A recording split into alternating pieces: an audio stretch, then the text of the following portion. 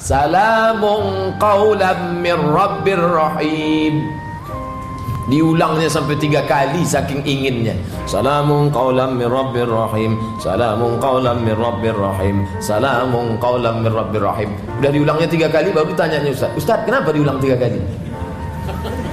Saking inginnya mendapatkan itu. Mana mungkin dapat kalau tak dibersihkan? Macam mana membersihkannya Pak Ustaz? Muhasabah diri, introspeksi diri. Masuk ke masjid agak 15 menit sebelum azan. Azan zuhur 12.10, jam 12 datang, waktu sunyi. Introspeksi diri. Aku tadi di kantor bukan main sakit hatiku sama dia.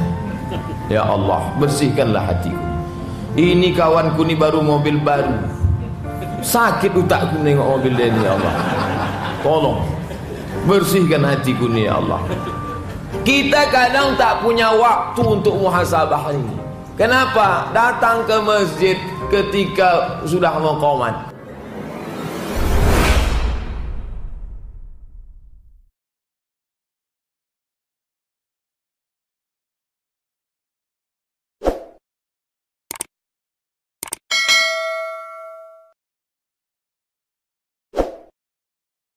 أعوذ بالله من الشيطان الرجيم بسم الله الرحمن الرحيم. Hati ni tak nampak. Kenapa Ustaz Abdul Somad bebas cerita masalah hati? Bapak tak bisa menengok hati saya. Kalaulah nampak, rupanya Ustaz tu lebih hitam pula hatinya dari kita lagi. Allah masih Rahman, Allah masih Rahim. Hati ini bisa ditutup dengan baju koko, bisa ditutup dengan peci, agak menunduk, ngangguk-ngangguk sikit. Apa namanya? Pencitraan. Tapi ingat, sampai masanya nanti yaumatublas sarair, pada hari itu segala rahasia akan ditunjukkan. Yang kita bawa nanti menghadap Allah itu apa? Hati yang bersih tadilah. Yauma la yanfa'u malun wala banun. Hari itu tak ada gunanya mal, harta, wala banun, anak. Lalu yang dibawa apa? Illa man atallaha biqalbin salim. Hati yang bersih yang akan dibawa nanti menghadap Allah, hati yang bersih. Tapi jangan gara-gara malam ni mengkaji hati, besok tak datang solat berjamaah. Kau kenapa tak berjamaah? Aku hatiku masih kotor lagi. Nantilah kalau udah ku bersihkan, macam kata Ustaz semalam baru datang. Dah, kita masih tetap kita laksanakan. Sucikan hati, bersihkan, bersih sebersih-bersihnya sampai tak ada lagi yang tertinggal. Ya Allah, ya muqallibal qulub, wahai Kau yang membolak-balikkan hati. Tadi waktu di masjid udah bersih betul, ya Allah, ini datang kotor lagi. Sabit qalbi, kokohkan hatiku dalam agamamu. Sebagaimana bersihnya saat majlis taklim tadi, begitulah hendaknya saat di rumah, begitulah saat aku mati nanti. Yang akan kita hadapi itu namanya siapa? Allahumma antas salam.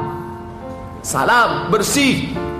Lalu yang akan dibawa itu nanti menghadap dia apa? Biqalbin salim. Nama dia salam, hati yang bersih, salim.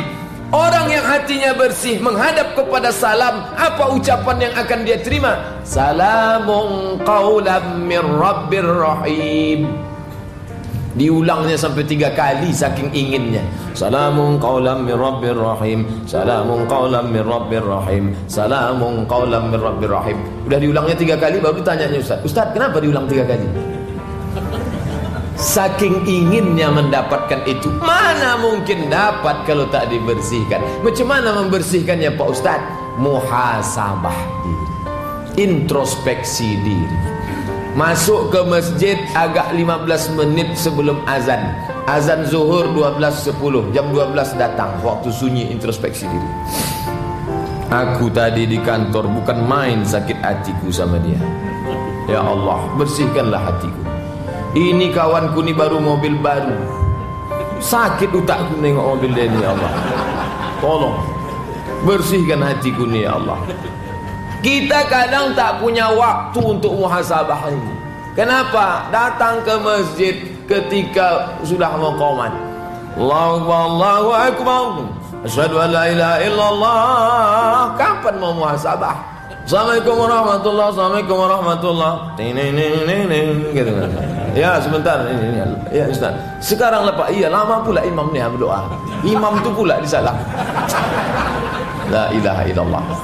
Maka kitalah yang kalau dipeturutkan sibuk ni Bapak Ibu yang dimuliakan Allah. Ada tulisan yang sangat cantik saya baca. Bila anda pekerja keras, pekerja sukses sampai tak mau waktu sedikit pun hilang dari kantor anda, ingat, kalau anda mati, besok pagi akan datang pengganti anda. Yang sampai tak memperdulikan agama Allah, tak memperdulikan masjid demi untuk karir, ingat, besok mati pagi, sore, bahkan sebelum mati itu pun sudah ada calonnya. Bapak Ibu yang dimuliakan Allah SWT. Tapi yang bekal menghadap Allah ni apa? Kalau sudah yang datang menelpon itu atasan, ini di jalan macet total nih. Ya Pak, sebentar Pak, sebentar, saya minggir dulu. Tapi kalau yang datang panggilan dari Masjid Ar-Rahman Surya Dumain, hayya 'alas shalah,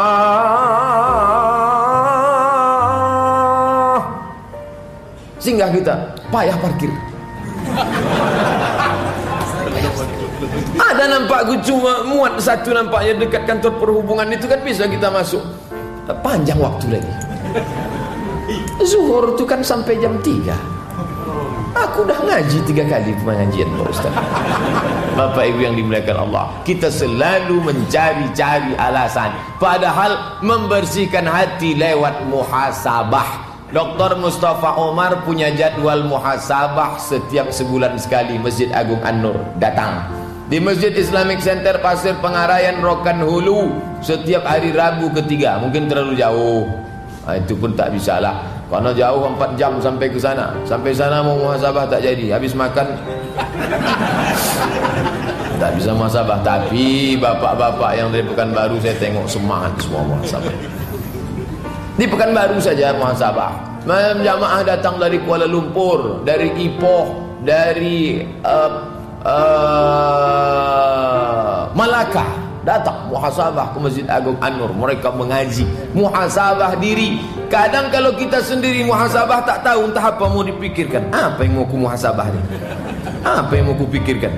Datang Dr. Mustafa Umar mengingatkan, umur kita panjang, kemana sudah kita pakai?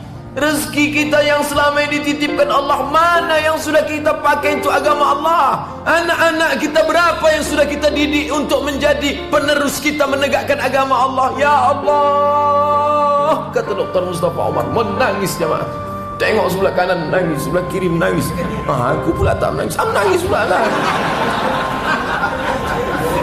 Muhasabah diri. Hasibu anfusakum, muhasabahlah dirimu qabla an tuhasabu, sebelum kau dihisab, dihitung Allah Subhanahu wa taala. Wazinuha, timbang-timbanglah amalmu qabla an tuzanu, sebelum amalmu ditimbang. Saya ni Pak Ustaz bisnismen tulen murni. Saya kalau di Indonesia ni tak sempat. Tengoklah HP saya 3 berbunyi ini, datang pula ini lagi. Saya tak tahu entah mana mau telepon. Lalu bagaimana? Pergi saya ke Makkah Al-Mukarramah. Makkah 4 hari, Madinah 3 hari. Alhamdulillah, HP semua mati. Untuk muhasabah Pak, awalnya muhasabah. Terus sampai di sana cantik-cantik pula batu saya tengok. Tak jadi muhasabah. Jadi Bapak Ibu yang dimuliakan Allah, apa maknanya? Muhasabah tidak menengok tempat, tapi yang ditengok kemauan, di mana mau muhasabah. Zaman dulu memang ya banyak ngajak muhasabah jam 2 malam. Jam 2 malam itu Bapak Ibu sekalian sunyi, sepi. Dulu, zaman sekarang jam 2 malam mana nak sunyi? Jam 2 malam sudah mau muhasabah nih. Gol katanya. Rupanya di sebelah nonton bareng. Layar tancap jam 2 malam. Jangan menengok waktu, jangan menunggu umroh nanti di Makkah di Taman Raudhah. Di Taman Raudhah mau muhasabah, mana sempat, tegak ngantrinya capek. Sujud nantilah Pak Ustaz, waktu sujud tu saya mau muhasabah. Macam mana mau sujud muhasabah? Sujudnya pun ke pantat orang Afrika. Mohon maaf, mungkin tak layak, tapi begitulah kenyataannya. Jangan mencari tempat, jangan menunggu waktu, luangkanlah waktu dan tempat. Datang Siapa yang datang solat Jumat waktu pertama macam berkurban seekor onta, datang jam kedua macam berkurban seekor lembu, datang jam ketiga macam berkurban seekor kambing, datang jam keempat macam berkurban seekor ayam, datang jam kelima macam berkurban sebutir telur ayam. Ini motivasi supaya cepat datang hari Jumat. Baca surat Al-Kahfi, baca Yasin, muhasabah. Zaman sekarang orang datang telur puyuh pun tak dapat. Telur ayam. Menaik khotib ke atasnya. Sampai. Sampai. Bila terlambat potong ke depan. Terlambat.